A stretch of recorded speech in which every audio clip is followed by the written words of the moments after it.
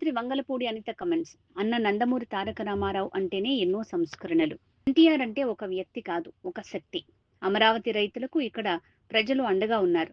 చిన్న స్థాయి నాయకుడి నుంచి చంద్రబాబు వరకు గత ప్రభుత్వంలో కేసులు పెట్టారు. కనీసం 20 సంవత్సరాలు ఎన్డీఏ కూటమి అధికారంలో ఉండాలి. జగన్ విధ్వంస పాలన రాష్ట్ర ప్రజలు చూశారు. ఈ నియోజకవర్గంలో పోలీస్ స్టేషన్ నూతన భవనాలు నిర్మిస్తాం. ఈ రోజు చాలా మందికి రాజకీయంలో వచ్చిన వాళ్ళకి అందరికీ కూడా ఒకటే కళ. ఎలా ఉంటుందంటే అసెంబ్లీకి వెళ్ళి అధ్యక్ష అనాలనే ఒక కళ ఉంటుంది. కానీ జగన్మోహన్ రెడ్డి పుణ్యవాణి గెలిచిన తర్వాత కూడా దురదృష్టం వెంటాడుతుంది. ఆ 11 మందిని, వైఎస్ఆర్సీపీలో గెలిచిన 11 మందిని, వాళ్ళకి ఏంటంటే ఇంచుమించుగా 11 మంది గెలిచినా కూడా అసెంబ్లీలోకి వచ్చి అధ్యక్ష అనే పరిస్థితి వాళ్ళు జగన్మోహన్ రెడ్డి ఇవ్వకపోవడం అనేది నిజంగా చాలా దురదృష్టం. ఈరోజు ప్రతి ఒక్కరికి కూడా అసెంబ్లీ అనేది చాలా మంచి వేదిక. ప్రజా సమస్యల మీద చర్చించడానికి కానీ, చట్టాలను తీసుకురావడానికి కానీ అసెంబ్లీ అనేది ఒక మంచి వేదిక.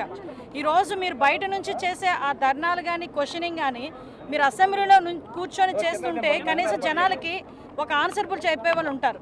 కానీ ఈరోజు పరిస్థితులు విషయం ఏంటంటే, ఒకటి నేను నిన్న మొన్న మాట్లాడుతున్నప్పుడు అన్నాడు ఆయన, నాకు సరైన టైం ఇవ్వరు మామూలుగా ఎమ్మెల్యే అయితే, సో ప్రతిపక్ష హోదా ఇస్తేనే నాకు టైం ఇస్తారు కాబట్టి టైం ఇస్తే వస్తాను అంటాడు ఆయన.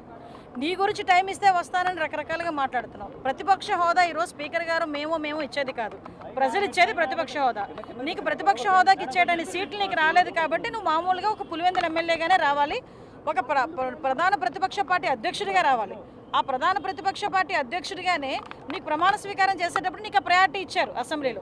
కానీ ఈరోజు నాకు ప్రతిపక్ష హోదా కావాలి అని చెప్పి చిన్నపిల్లడు మారం చేసినట్టు మారం చేస్తే అదేమి చాక్లెట్ కాదు, బిస్కెట్ కాదు, గట్టిగా అరిచి గీ పెట్టుకున్నాడు కదా అని చేతిలో పెట్టేదానికి.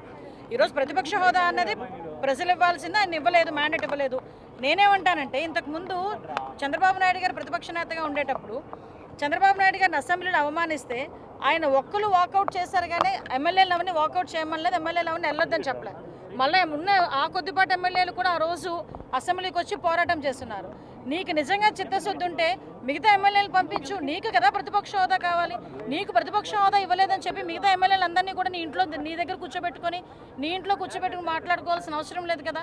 మిగతా వాళ్ళైనా పంపించు ఎమ్మెల్యేలని, వాళ్ళకి ఇవ్వాల్సిన టైం వాళ్ళకి ఇస్తారు కదా. కనీసం అసెంబ్లీ అనే ఒక వేదికను కూడా వాళ్ళకి మిస్ చేసి ఈరోజు ప్రజా సమస్యల గురించి తప్పుదోవ పట్టించేటట్టుగా బయట ఉండి మాట్లాడతానన్నది మంచి పద్ధతి కాదు. ప్రజాస్వామ్యంలో ఇది విరుద్ధం.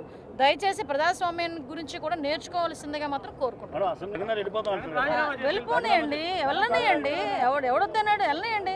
ఇప్పుడు ఆయన రమ్మని చెప్పాము, అసెంబ్లీకి రెండరా అన్నాం, నేను రావన్నాం, అసెంబ్లీ ఆగిపోయిందా? ఆగలేదుగా. ఈరోజు 11 మంది బయటకు వెళ్ళి రాజీనామా చేస్తానంటున్నారు, వెళ్తానంటున్నారు, వెళ్ళనియండి. ఎవరి నమ్మకం వాళ్ళది, మా నమ్మకం మాది. లిక్కర్ స్కామ్ గురించి ఈరోజు ఎంక్వైరీ జరుగుతుంది కాబట్టి యాజ్ ఏ హోమ్ మినిస్టర్ నేను ఇంతకన్నా ఎక్కువ మాట్లాడకూడదు. ఎంక్వైరీ రిపోర్ట్ అంతా వచ్చేసిన తర్వాత మీతో కూలంకషంగా మాట్లాడతాను.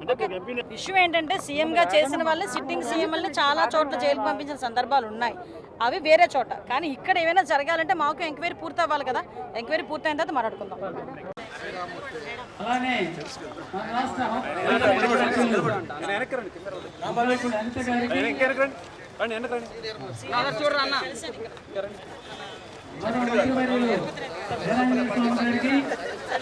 స్వాగతం, సుస్వాగతం.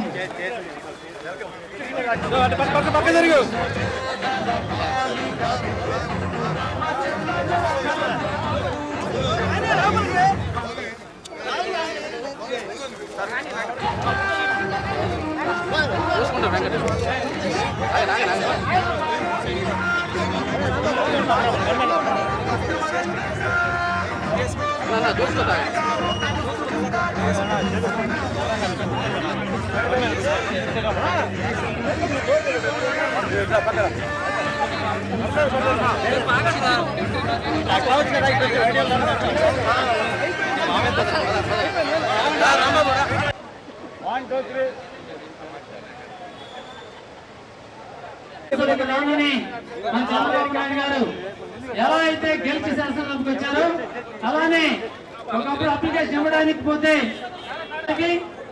మరో మంత్రివర్యులు డోలా వీరాంజనేయ స్వామి గారికి, నాలకొండయ్య గారికి అనేటటువంటి ఈ సంస్థ ఎన్ని ప్రజోప కార్యక్రమాలు